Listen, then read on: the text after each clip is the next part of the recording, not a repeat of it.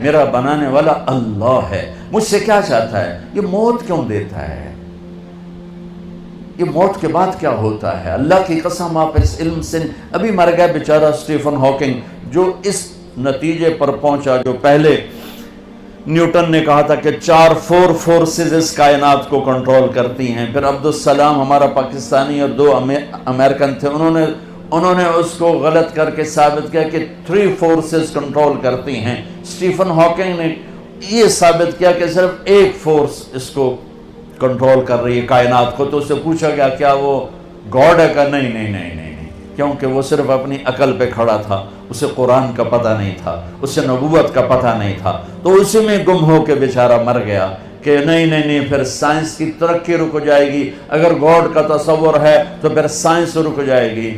تو یہ انسانی عقل بس اتنا ہی سوچ سکتی ہے، اس سے آگے انسانی عقل کی نہ کوئی پہنچ ہے نہ پرواز ہے، وہ اتنا ہی ہے جتنا اس نے بتایا۔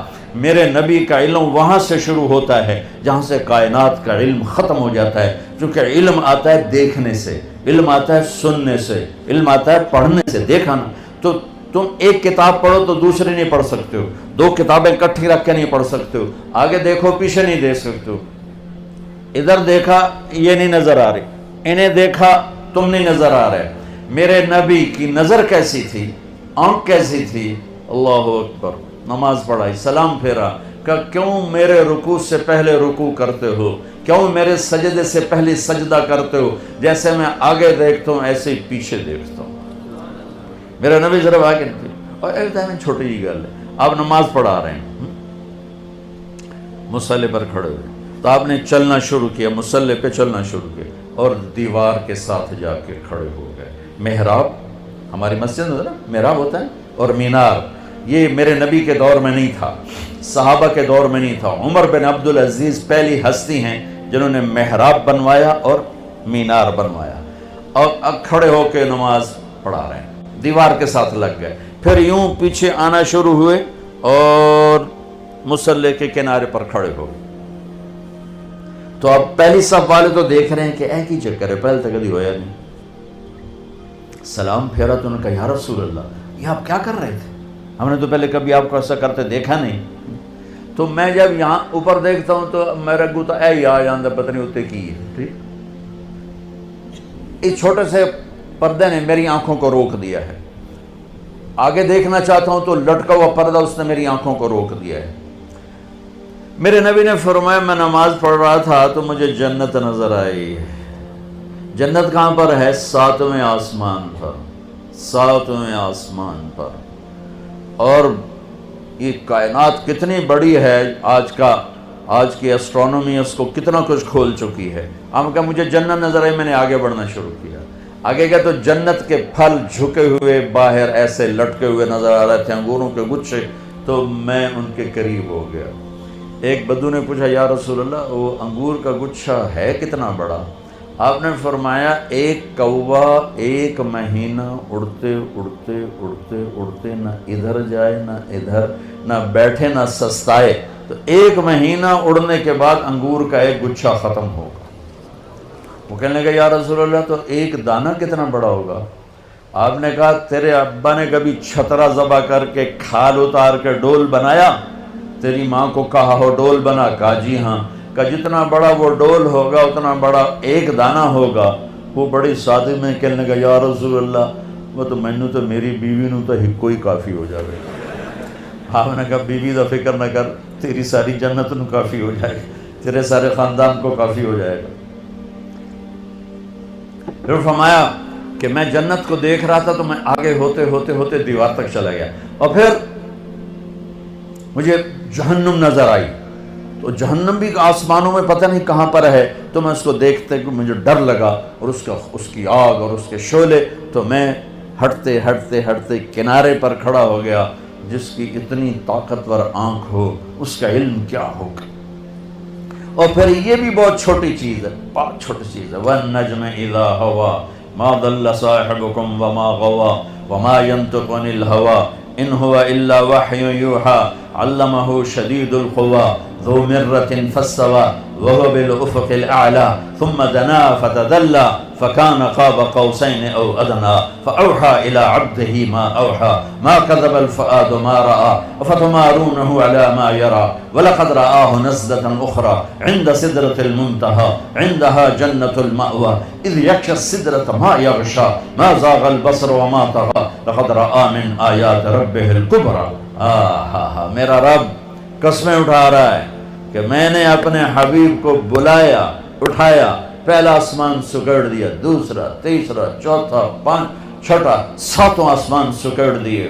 اور یہ عجب دنیا کا واقعہ ہے میرے نبی کا معراج کہ ساتوں آسمان کے اوپر سدرۃ المنتہا پہ جبریل بول پڑے یا رسول اللہ بس اتنا بھی اوپر گیا تو جل جاؤں گا، پاسپورٹ بھی کوئی نہیں، ویزا بھی کوئی نہیں، آپ جانے آپ کا رب جانے.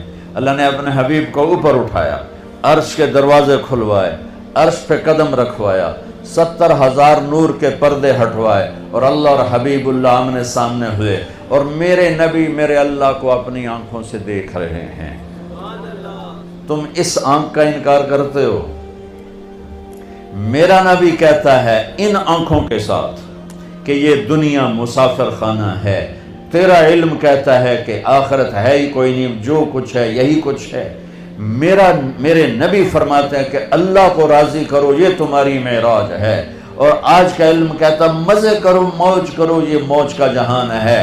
کس نے دیکھا ہے مرنے کے بعد ہیہات لما توعدون، کچھ نہیں موت کے بعد. مزے کرو، انجوائے کرو، لائف انجوائے کرو. ہاں انجوائے کریں گے، اللہ کو راضی، اللہ کی قسم جو مزے اللہ کو راضی کرنے میں ہیں، نہ کسی نشے میں ہیں، نہ کسی میوزک میں ہیں، نہ کسی نافرمانی میں ہیں، نہ کسی گناہ میں ہیں، نہ کسی بدکاری میں ہیں. جو مزہ اللہ کو راضی کر. کیوں میرے نبی کا نواسہ 72 سمیت نیزوں پہ چڑھ گیا؟ دھوکہ نہ دے کسی کو، مسلم غیر مسلم کسی کو دھوکہ نہ، سچ بولے، مسلم غیر مسلم سب کے لیے. اور مجھ سے پیار کرنے والا وہ ہے جو پڑوسی کے ساتھ اچھا سلوک کرتا ہو، چاہے پڑوسی کیسا ہی کیوں نہ ہو. تو میرے عزیزو، ہماری ایک بنیاد ہے لا الہ الا اللہ. اللہ کو پہچانو کیسے؟ محمد الرسول اللہ، جناب رسول اللہ صلی اللہ علیہ وسلم کے طریقوں سے پہچانو. ان کو پڑھو اللہ کے واسطے. یہ بچیوں سے کہتا ہوں، آپ سے، سب سے کہتا ہوں، چونکہ زندگی ڈگری سے نہیں گزرتی، زندگی نبی کے طریقے سے گزرتی ہے.